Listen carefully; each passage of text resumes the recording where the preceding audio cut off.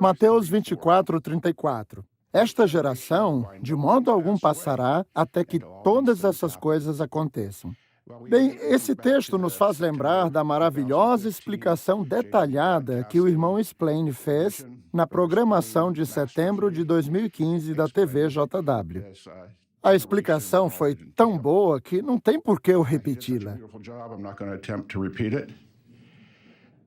Bem, mas vocês sabem que, por muito tempo, nós entendíamos que esta geração se referia aos judeus infiéis do primeiro século e, nos tempos modernos, se referia à geração má que veria o final do sistema de coisas. Por que entendíamos assim?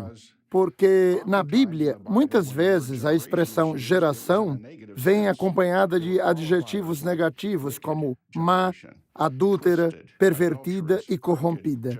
Então, nós concluímos que a geração de Mateus 24:34, que não passaria antes de o fim chegar, também se referia a uma geração má, a de nossos dias.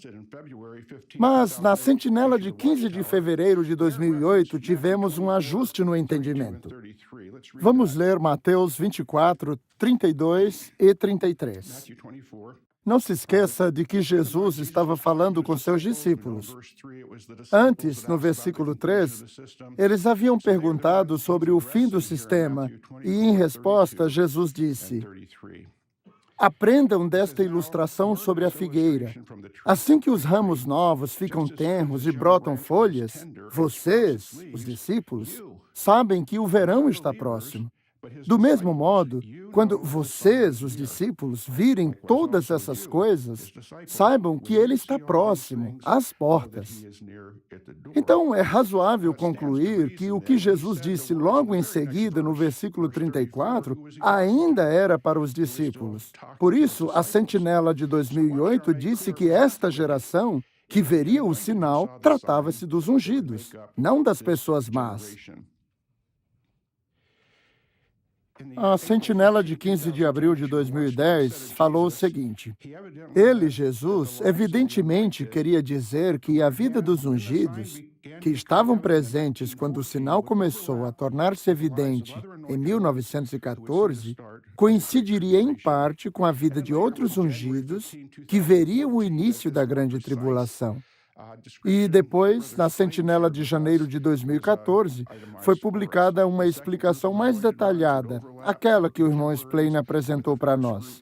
Então, o segundo grupo seria contemporâneo de alguns do primeiro grupo de 1914. Vamos rever o quadro que o irmão Splaine mostrou e que resume bem os detalhes sobre esta geração. Quer ver um jeito fácil de entender o assunto da geração? Veja o caso do irmão Fred W. France. Ele é o FWF no quadro. Como já dissemos, o irmão France nasceu em 1893 e foi batizado em novembro de 1913. Sendo um dos ungidos do Senhor, em 1914 ele viu o sinal e entendeu seu significado. O irmão Franz viveu bastante. Ele terminou sua carreira terrestre aos 99 anos, em 1992.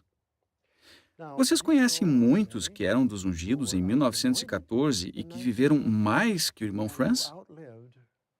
Pode ser que tenha alguns, mas não muitos. Só para vocês entenderem melhor, suponhamos que o irmão Franz tenha sido o último do primeiro grupo de ungidos, ou seja, do grupo dos que foram ungidos em 1914, que viram o sinal e continuaram leais a Jeová. Veja, não estamos dizendo que o irmão Franz foi o último, não sabemos disso, mas só para entendermos melhor, vamos supor isso. Para ser parte desta geração, a pessoa teria de ter sido ungida antes de 1992, porque ela teria de ter sido contemporânea de alguns do primeiro grupo. Novamente, não estamos dizendo que o irmão Franz foi o último desse grupo. Estamos usando isso apenas como suposição, como ponto de referência. Qualquer pessoa ungida depois de 1992 seria parte dos ungidos, mas não seria parte desta geração. E Jesus disse: esta geração não passará até que todas essas coisas aconteçam. Bem clara a explicação, não é mesmo? Mas logo que ela foi publicada, alguns irmãos especularam dizendo, bem, e se um irmão com mais ou menos 40 anos foi ungido em 1990? Ele seria parte do segundo grupo, não seria? Teoricamente, ele poderia viver até mais de 80 anos. Então, isso significa que este sistema pode durar até 2040? Bem, 2 versículos adiante, Jesus disse aos discípulos que eles não deveriam ficar tentando calcular o tempo do fim. O versículo 36, veja, 2 versículos depois, diz, a respeito daquele dia e daquela hora, ninguém sabe.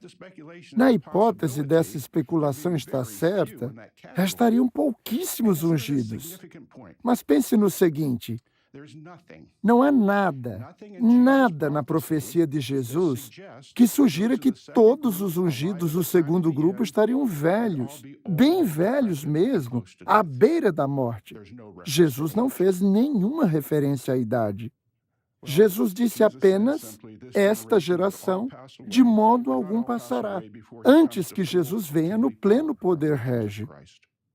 Se a profecia se cumprisse este ano, ela estaria absolutamente correta. Vários ungidos do segundo grupo estariam vivos. Depois do programa da TVJW, de setembro, alguns de vocês escreveram sobre uma aparente discrepância. A biografia do irmão Franz, publicada na Sentinela de 1987, diz que ele foi batizado em 5 de abril de 1914. Mas o irmão Splain disse que ele foi batizado em novembro de 1913. Por que a diferença? Antes de sair a biografia, nossas publicações sempre disseram que o irmão Franz havia se batizado em 1913.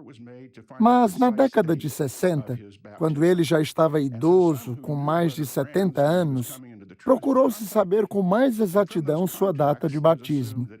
Irmãos que o conheceram no tempo que ele havia aprendido a verdade, disseram que o batismo havia sido em abril de 1914. Na época, o irmão Franz não questionou isso. Mas vejam que interessante. Depois que saiu a biografia, foi encontrado numa mala velha do irmão Franz o livro Maná Celestial Diário de 1913. E no texto do dia de 30 de novembro, o irmão Franz escreveu na margem, este domingo, à tarde, eu fui batizado simbolicamente na morte de Jesus em Illinois, Chicago. Depois que esse livro foi achado com a nota escrita pelo próprio irmão Franz, não duvidamos que esse tenha sido o ano de seu batismo. Depois, a Sentinela de 1991 e o livro Proclamadores disseram que ele foi batizado em novembro de 1913. E a mesma informação foi dada na Sentinela de 15 de março de 1993, que anunciou seu falecimento. Então, o irmão Splain estava certo quando disse que o irmão Franz havia se batizado em novembro de 1913. Então é isso. Se você estava pensando em escrever sobre isso, nem precisa mais, ok?